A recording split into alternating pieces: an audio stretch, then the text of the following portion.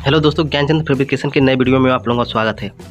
दोस्तों यहाँ पर आप लोग देख सकते हैं कि जिस वेल्डिंग मशीन से मैं वेल्डिंग करता हूँ, कल मैं एक जगह वेल्डिंग करने के लिए गया था तो अचानक जैसे कि इसमें से धुआं निकलने लगा। दोस्तों जब ये धुआं निकलने लगा तो मुझे अब ये डर लगा कि भाई अब तो ये वेल्डिंग मशीन लगता है कि जल गई, क्योंकि दोस्तों यहाँ पर जब मैं लाइन लगा रहा था तो जैसे कि यहाँ से जैसे कि ऊपर से ही धुआं निकलना शुरू हो गया था। तो दोस्तों मैंने क्या किया कि वहाँ पर तुरंत वायर हटा करके इसके बाद इस मशीन को जैसे अपने दुकान पर ला करके यहाँ पर मैंने ये देखना चाहा कि इसमें आखिर प्रॉब्लम क्या है।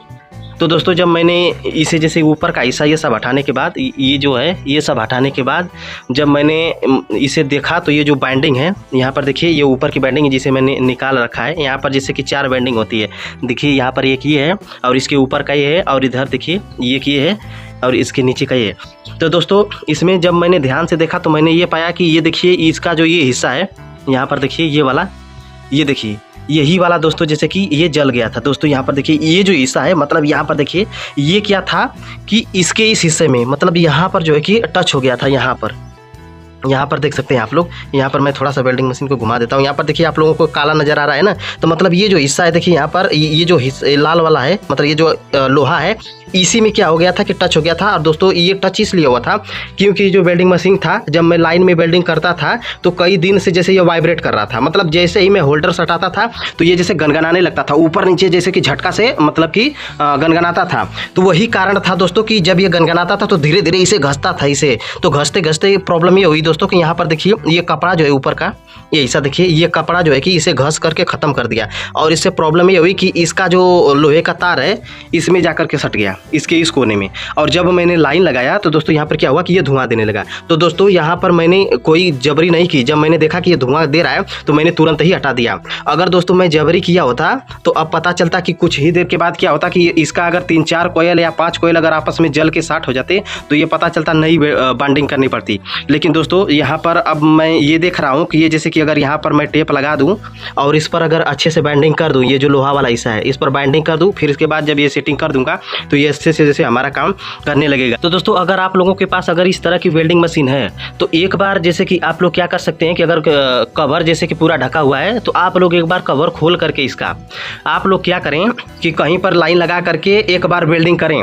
और आप लोग ये ध्यान दें कि जैसे ये गनगना तो नहीं रहा है दोस्तों, इसमें जैसे कि कंपन नहीं होना चाहिए। जब मैं होल्डर लगा रहा था तो ये कुछ इस तरह से कंपन कर रहा था, कुछ इस तरह से हिल रहा था। दोस्तों इसे हिलना ही नहीं चाहिए एकदम, मतलब कि जब ये बाइंडिंग इस तरह से है तो चाहे आप वेल्डिंग करें या फिर ना करें, मतलब जैसे कि इसमें जैसे कि कंपन एकदम होना ही नहीं चाहिए। अगर कंपन हो रहा है तो यदि आप लोगों के पास अगर जैसे जानकारी है तो आप लोग क्या कर सकते हैं कि कहीं पर भी कोई खपचारी उपचारी लकड़ी का चाहे कुछ भी दे करके इसे अच्छे से जैसे कि बांध सकते हैं। अन्यथा यदि आप लोगों के पास जानकारी नहीं है और आपकी वेल्डिंग मशीन अगर कंपन कर रही है तो किसी मिस्त्री को बुला करके आप लोग इस तरह से जैसे कि इसे बनवा सकते हैं बढ़िया से कि भैया जैसे ये कंपन ना करे। क्योंकि दोस्तों अगर कंपन करेगी तो जाहिर सी बात है कि हो सकता है कि आपका मशीन जल जाए। दोस्तों इस मशीन को तो मैं इसी तरह से खुला रखता हूँ ताकि कोई प्रॉब्लम हो तो समझ में आ जाए। जरा सोचिए दोस्तों, अगर ये ढका रहता तो जाहिर सी बात है इसमें से धुआं छोड़ता तो कुछ देर बाद पता चलता ना, तब तक ये पूरा जल ही गया होता। लेकिन दोस्तों इसे मैं खुला छोड़ा हूँ। कुछ लोग क्या करते हैं जब नई मशीन लाते हैं तो ये पूरा पैक रहता है, जैसा कि मैं भी जब नया लाया था तो ये जैसे पूरा पैक था एकदम।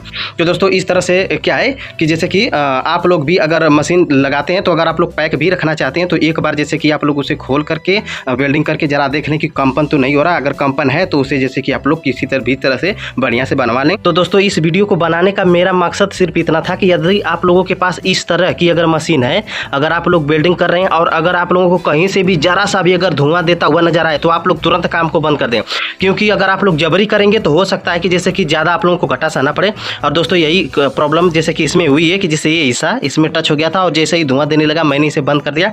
तो अब जैसे ये क्या होगा कि बहुत ज़्यादा से ज़्यादा 150 या 200 के खर्चे में जैसे कि ये बन सकता है, इससे ज़्यादा नहीं लगेगा। तो दोस्तों वेल्डिंग करते समय आप लोग भी इसी तरह से सावधानी बरतें और ध्यान से जैसे कि वेल्डिंग करें। तो दोस्तों इस वीडियो में सिर्फ इतना ही। उम्मीद करता हूँ कि ये वीडियो आपको अच्छी लगी होगी। वीडियो अच्छी लगी तो लाइक कीजिए, चैनल पर नहीं तो सब्सक्राइब कीजिए। अब हम मिलेंगे किसी नए वीडियो में किसी नई जानकारी के साथ, तब तक दीजिए इजाज़त। नमस्कार।